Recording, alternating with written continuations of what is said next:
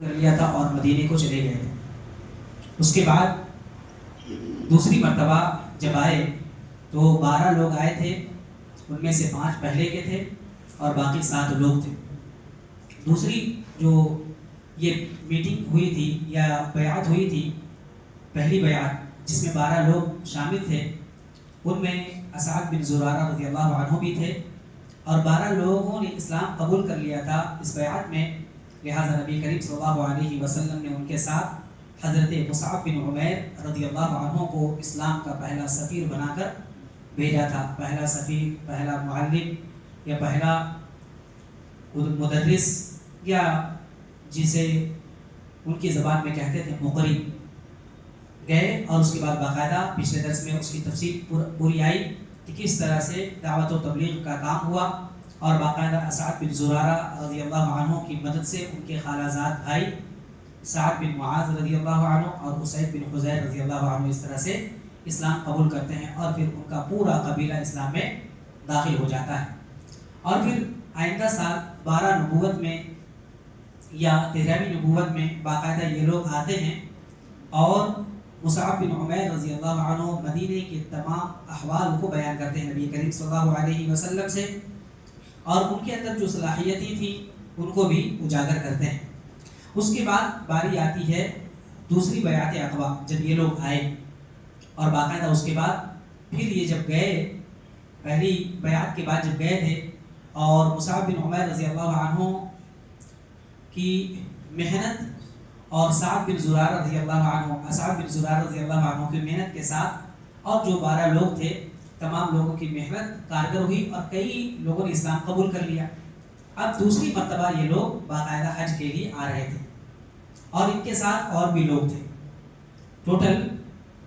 75 لوگ تھے، ٹوٹل 75 لوگ تھے یعنی 75 لوگ، ان میں سے 73 مرد تھے اور 2 عورتیں تھیں۔ اس کی پوری تفصیل ابھی آئے گی انشاءاللہ العزیز، جسے دوسری بیعت عقبہ کے نام سے جانا جاتا ہے۔ تو یہ 13 نبوت یعنی نبی کریم صلی اللہ علیہ وسلم کا مکہ میں آخری سال ہے۔ چنانچہ اس سال موسم حج میں مدینے سے 70 کے 70 لوگ آ رہے تھے، لیکن یہ کیا ہے، حج کی ادائیگی کے لیے آ رہے تھے اور یہ ایسا نہیں کہ مسلمانوں کے نام سے یا ایسا نہیں کہ مسلمانوں کا گروپ آ رہا ہے ایسا کچھ، بلکہ باقاعدہ یہ اپنی قوم کے مشرک جو حاجی تھے انہی کے درمیان شامل ہو کر آئے تھے۔ اب یہ یا تو مدینے میں تھے یا مدینے سے باہر نکلے تھے کہ راستے میں ان کو خیال آیا اور آپس میں ایک دوسرے سے بات کرنے لگے، پوچھنے لگے کہ ہم تو آسانی کے ساتھ رہ رہے ہیں، ہم سکون کے ساتھ اسلام پر عمل بھی کر رہے ہیں، اپنے ایمان کی حفاظت بھی کر لے رہے ہیں، تو کیا ہم رسول اللہ صلی اللہ علیہ وسلم کو مکے میں ایسے ہی پہاڑوں کے درمیان چکر کاٹتے ہوئے چھوڑ دیں گے، ٹھوکر کھاتے ہوئے چھوڑ دیں گے؟ اور ہمیشہ خوف و علم کا جو معاملہ ان کے ساتھ ہے، کیا ایسی حالت میں ہم چھوڑ سکتے ہیں؟ ہمارے لیے مناسب ہے اور ایسا ہم کب تک کریں؟ چنانچہ ان لوگوں نے باقاعدہ آپس میں بات کی کہ نہیں، ایسا نہیں ہونا چاہیے، بلکہ رسول اللہ صلی اللہ علیہ وسلم کو بھی محفوظ اور مامون جگہ لے آئیں گے اور ہمارے یہاں وہ آ جائیں، اس سے بڑی بات کچھ نہیں ہو سکتی۔ لہٰذا یہ مسلمان مکہ پہنچ گئے اور اس کے بعد نبی کریم صلی اللہ علیہ وسلم کے ساتھ جو ان کا رابطہ تھا، کنیکشن تھا، وہ باقاعدہ جاری رہا۔ اس کے بعد اس بات پر لوگوں نے اتفاق کر لیا، راستے میں بھی بات کرتے ہوئے آئے، اپنے خیمے میں بھی آئے، کیمپ میں بھی آئے تو بات کرتے ہوئے آئے کیا کرنا چاہیے۔ چنانچہ اتفاق اس بات پر ہوا کہ نبی کریم صلی اللہ علیہ وسلم اور آپ کے ساتھی جو مکے کے اندر ہیں اور اسی طرح سے مدینے سے جو مسلمان آئے ہیں ان کے ساتھ باقاعدہ میٹنگ رکھی جائے، پہلی جیسے میٹنگ ہوئی تھی۔ یہ بھی 12 ذی الحجہ کو مینا میں جمرہ اولا یعنی جمرہ عقبہ جو اس سے پہلے بتایا گیا تھا، پہلا جمرہ جو بڑا جمرہ ہے، بڑا جو پتھر ہے جس کو مارا جاتا ہے اور سب سے پہلے 10 ذی الحجہ کو جس کو مار کر کے حاجی واپس آتے ہیں، تو اسی گھاٹی کے پاس جمع ہونے کا اتفاق ہو گیا۔ اور یہ اسی طرح اس سے پہلے جو میٹنگ ہوئی تھی، اس سے پہلے جو ملاقات ہوئی تھی یعنی رات کی تاریکی میں، تاکہ لوگوں کو نہ معلوم ہو، خفیہ طریقے پر ہو، لہٰذا اس بات پر اتفاق ہو گیا۔ اب آئیے باقاعدہ اس اجتماع کا تفصیلی جائزہ خود راوی حدیث حضرت کعب بن مالک رضی اللہ عنہ فرماتے ہیں کہ ہم لوگ حج کے لیے نکلے، وہ بھی کعب بن مالک رضی اللہ عنہ بھی انصاری صحابی مدینے سے آئے. کہتے ہیں ہم لوگ حج کے لیے نکلے. رسول اللہ صلی اللہ علیہ وسلم سے ایام تشریق کے درمیانی روز یعنی 12 ذی الحجہ اس دن عقبہ میں ملاقات طے ہو گئی کہ عقبہ میں ملاقات کریں گے. اور وہ رات بھی آ گئی. انتظار بھی بڑی بےصبری سے کر رہے تھے کہ کب وہ رات آئے گی, رسول اللہ صلی اللہ علیہ وسلم کا دیدار ہوگا, باقاعدہ ان سے ملاقات ہوگی, گفتگو ہوگی. تو وہ رات بھی آ گئی جس میں رسول اللہ صلی اللہ علیہ وسلم سے ملاقات ہماری طے ہوئی تھی. چنانچہ ہمارے ساتھ ایک معزز سردار بھی تھے. کون تھے؟ عبداللہ بن حرام. عبداللہ بن حرام ان کا نام تھا. انہوں نے ابھی اسلام قبول نہیں کیا تھا لیکن بہت سوجھ بوجھ والے تھے اور ہم نے ان کو ساتھ لے لیا تھا, ورنہ ہمارے ساتھ ہماری قوم کے جو مشرکین تھے ان سے اپنا سارا معاملہ خفیہ رکھے ہوئے تھے. یہ اکیلے شخص تھے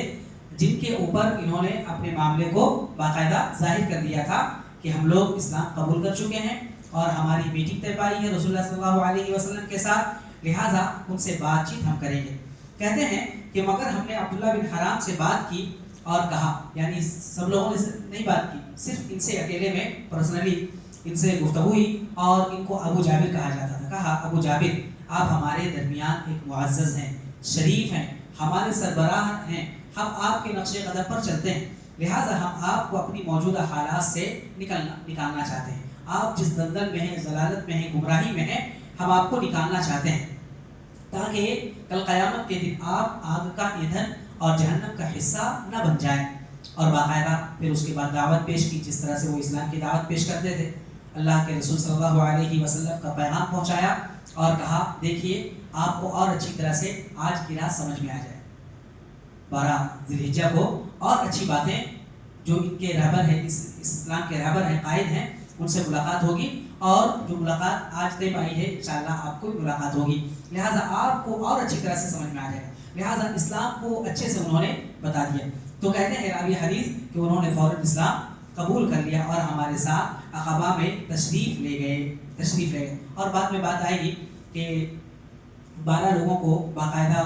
لوگوں کا نگراں بنایا گیا تھا جسے نقیب کہا جاتا ہے. تو ان 12 لوگوں میں سے عبداللہ بن حرام کو بھی بنایا گیا تھا کیونکہ وہ معزز شخصیت ہے. اسی طرح سے کعب بن مالک رضی اللہ عنہ اور تفصیل بیان کرتے ہوئے کہتے ہیں کہ ہم لوگ حسب دستور اس رات اپنی قوم کے ہمراہ, اپنی قوم کے ساتھ, یعنی اپنے ڈیرے میں, اپنے ٹینٹ میں ہی موجود تھے. سو گئے جس طرح سے لوگ سوتے ہیں یا دوسرے دنوں میں ہم سوتے تھے اسی طرح سے ہم سو گئے, کسی کو شک بھی نہ ہو. لیکن جب تہائی رات گزر گئی, تقریباً 1/3 1/3 رات گزر گئی, تو ہم اپنے خیموں سے نکل کر, اپنے ٹینٹ سے نکل کر رسول اللہ صلی اللہ علیہ وسلم کے ساتھ جہاں ملاقات طے ہوئی تھی عقبہ کے پاس, وہاں پہنچ گئے. چپکے دبک, اور اس کی تفصیل بیان کرتے ہیں کہ بالکل چپکے دبک کر اپنے جسم کو بالکل دبا کر, پیروں کو بالکل, قدم کو ایسا زمین پر رکھ رہے تھے آواز نہ ہو. اور اس کی مثال دیتے ہیں جیسے چڑیا گھونسلے سے سکڑ کر کے نکلتی ہے نا, گھونسلے سے سکڑ کر نکلتی ہے کہ تکلیف نہ ہو یا اسی طرح سے گھونسلہ نہ ٹوٹ جائے. یہاں تک کہ ہم ایسی حالت میں عقبہ میں جمع ہو گئے, گھاٹی میں جمع ہو گئے. ہماری تعداد بتاتے ہیں 75 تھی, 73 مرد اور 2 عورتیں. 73 مرد تھے اور 2 عورتیں. 2 عورتوں کے نام بھی بیان کیا ہے. ام عمارہ جن کا نام نصیبہ بنت کعب ہے اور یہ قبیلے مازن سے تعلق رکھتی ہے. قبیلے مازن بہت ہی مشہور و معروف قبیلہ ہے. اور اسی طرح سے دوسری ایک عورت تھی جس کا نام ام منیع اسماء بنت عمر, جن کا تعلق ابھی بنو سلمہ سے, بعد میں بھی نام آئیں گے یہ قبیلوں کے نام. بنو سلمہ دونوں مشہور قبیلے ہیں. کہتے ہیں ہم گھاٹی میں جمع ہو گئے, رسول اللہ صلی اللہ علیہ وسلم کا انتظار کرنے لگے. پھر آخر وہ لمحہ بھی آ گیا کہ رسول اللہ صلی اللہ علیہ وسلم کا چہرہ انور ہم لوگوں نے دیکھا. اور آپ کے ساتھ آپ کے چچا حضرت عباس بن عبد المطلب تھے جو اس سے پہلے بھی موجود تھے. وہ ابھی تک اپنی قوم کے دین پر ہی تھے, اسلام انہوں نے قبول نہیں کیا تھا, لیکن اپنے بھتیجے ہیں لہذا بھتیجے کے معاملے میں وہ موجود رہے. اور ان کا یہ تھا کہ وہ کیوں آئے تھے, کیونکہ اپنے بھتیجے کے متعلق اچھی طرح سے وہ اطمینان ہو جائے, مطمئن ہو جائے, اطمینان حاصل کریں. اور جب آئے تو رسول اللہ صلی اللہ علیہ وسلم سے پہلے حضرت عباس بن عبد المطلب نے ہم لوگوں سے بات کی. کیا بات کی بتاتے ہیں. بتا رہے ہیں کہ مجلس جیسے مکمل ہوئی اور اسی طرح سے عہد و پیمان شروع ہوا کہ کیا وعدہ کیا جائے, اسی طرح سے آپس میں تعاون کے تعلق سے یا اسی طرح سے رسول اللہ صلی اللہ علیہ وسلم کے تعلق سے کیا بات ہو. تو سب سے پہلے عباس بن عبد المطلب نے کہا اور ان کا مقصد یہ تھا کہ پوری صراحت ہو جائے، پورا اطمینان ان کو حاصل ہو جائے کہ یہ جو جانے والے ہیں، کیونکہ اس سے پہلے اشارہ انہوں نے کیا تھا کہ رسول اللہ صلی اللہ علیہ وسلم کو ہم مدینہ لے جانا چاہتے ہیں، ٹھیک ہے، مدینہ لے جانا چاہتے ہیں، تو اس لیے عباس بن عبد المطلب آئے تھے تاکہ بالکل مطمئن ہو جائیں کہ یہ لوگ جائیں گے تو واقعی رسول اللہ کی حفاظت کریں گے یا نہیں، اور وہاں مامون اور محفوظ جگہ ہے یا نہیں، یا اسی طرح سے وہ سیف ہے یا نہیں ہمارے بھتیجے کے لیے۔ چنانچہ کہتے ہیں سب سے پہلے انہوں نے کہا، کیا کہا کہ خزرج کے لوگوں، آپ اس سے پہلے بتایا جا چکا ہے کہ مدینے کے دو قبیلے مشہور تھے، بڑے قبیلے، ایک اوس اور ایک خزرج، اور خزرج یہ بڑا قبیلہ تھا، لہٰذا تمام لوگوں کو خزرج سے بھی کہا جاتا تھا، جیسا کہ زیادہ لوگ ہوتے ہیں تو انہی کے نام سے پکار لیا جاتا ہے۔ تو کہا جاتا ہے کہ حضرت عباس بن عبد المطلب نے کہا کہ اے خزرج کے لوگوں، دیکھو ہمارے درمیان محمد کی جو حیثیت ہے تمہیں معلوم ہے، وہ ہماری قوم کے جو بھی جیسے بھی لوگ ہیں وہ ہمارے درمیان اچھی رائے رکھتے ہیں، ٹھیک ہے، اسی طرح سے ہم محمد کو ہر طرح سے حفاظت کرنے کی کوشش کرتے ہیں، محمد کی ہر طرح سے حفاظت کرنے کی کوشش کرتے ہیں جو بھی، اسی طرح سے اپنی قوم اپنے شہر میں قوت اور عزت اور طاقت و حفاظت کے اندر رکھنے کی کوشش کرتے ہیں، جہاں تک ہو سکے کسی طرح کی تکلیف نہیں ہونے دیتے۔ مگر اب وہ اگر آپ لوگ چاہتے ہیں کہ آپ کے پاس چلے جائیں اور آپ یہ بالکل اس بات پر اصرار کر رہے ہیں کہ آپ کے ساتھ ہی چلے جائیں، آپ لے جانے کے اوپر مصر ہیں اگر، لہٰذا اگر آپ کا یہی خیال ہے تو تم آپ جس چیز کی طرف بلا رہے ہو اسے نبھا لو گے، یا انہیں ان کے مخالفین سے بچا لو گے، یا ایسے ہی چھوڑ دو گے۔ اگر بچا لو گے تب تو ٹھیک ہے، لیکن اگر آپ اپنی ذمہ داری بھول جاؤ بعد میں، یا اسی طرح سے آپ انہیں چھوڑ کر کے زیادہ تکلیف اور مصیبت کو دیکھ کر کے الگ ہو جاؤ تو ابھی سے چھوڑ دو، لے جانے کی ضرورت نہیں ہے، وہ اپنی قوم اور اپنے شہر میں زیادہ عزت کے ساتھ، زیادہ حفاظت کے ساتھ رہ سکتے ہیں۔ تو عباس بن عبد المطلب کا اسٹیپ بالکل واضح تھا، کلیئر تھا کہ آپ اگر لے جانا چاہتے ہو تو اچھی طرح سے حفاظت کر سکتے ہو، اور آپ کو ہمت ہے، جرأت ہے، شجاعت ہے تو لے جاؤ، ورنہ اگر بعد میں چھوڑنے کا ارادہ ہے، دیکھیں گے 4 مہینے 6 مہینے سال بھر اگر دشمنوں کا زیادہ غلبہ رہے تو چھوڑ دیں گے، تو کہتے ہیں لے جانے کی ضرورت نہیں، سوچ لو اچھی طرح سے۔ حضرت کعب کہتے ہیں کہ ہم نے عباس سے کہا، عباس بن عبد المطلب سے کہا آپ کی بات ہم نے سن لی، لیکن اب یاد رکھیں رسول اللہ صلی اللہ علیہ وسلم کو رسول اللہ صلی اللہ علیہ وسلم کیا کہنا چاہتے ہیں ہم ان سے سننا چاہتے ہیں، یا اگر آپ بھی وہی کرنا چاہتے ہیں تو ہم بالکل، ہمیں منظور ہے، آپ ہمارے لیے جو بھی عہد و پیمان ہم سے لینا چاہیں، جیسا وعدہ لینا چاہیں، ہم بالکل تیار ہیں، ریڈی ہیں۔ اس جواب سے بالکل واضح ہو گیا تھا کہ وہ ذمہ داری اٹھانے کے لیے اور جتنے بھی خطرے آ سکتے ہیں ان خطروں کو، وہ خطروں کا مقابلہ کرنے کے لیے مکمل طور پر شجاعت، ایمان اور جوش اخلاص وہ پیش کر رہے تھے۔ اس کے بعد رسول اللہ صلی اللہ علیہ وسلم نے گفتگو فرمائی۔ اس کے بعد آپ صلی اللہ علیہ وسلم نے پہلے قرآن کی تلاوت کی، اللہ کی طرف دعوت دی اور اسلام کی ترغیب دی، اس کے بعد بیعت ہوئی،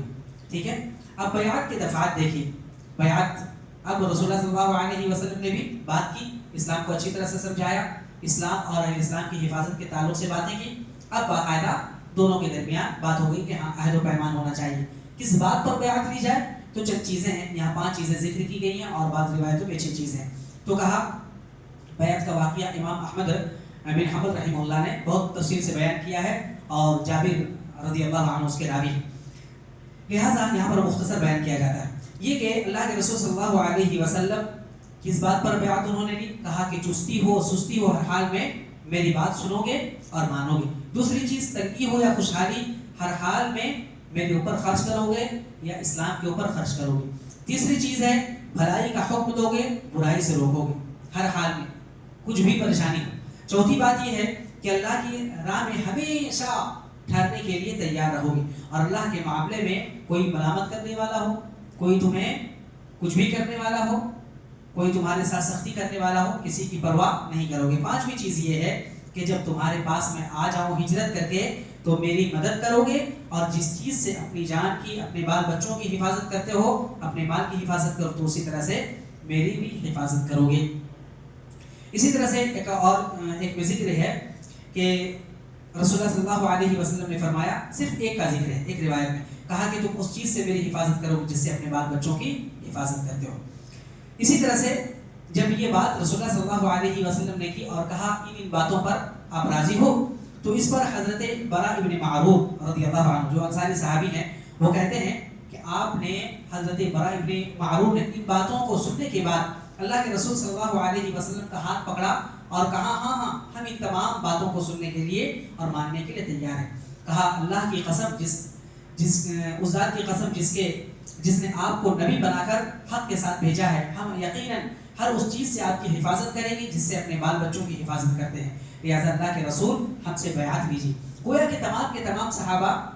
بالکل تیار ہیں اور گویا کہ ایسا لگ رہا ہے کہ وہ جذباتی ہیں، ایموشنل ہو کر کے کہہ رہے ہیں بالکل ہم تیار ہیں، دیر نہ کیجیے. اور یہ اللہ کی قسم کہہ رہے ہیں کہ ہم جنگ کے بیٹے ہیں. کہا انہوں نے برا ابن معروف نے کہ ہم جنگ کے بیٹے ہیں، ہتھیار ہمارا کھلونا ہے. آپ دشمنوں کی بات کرتے ہیں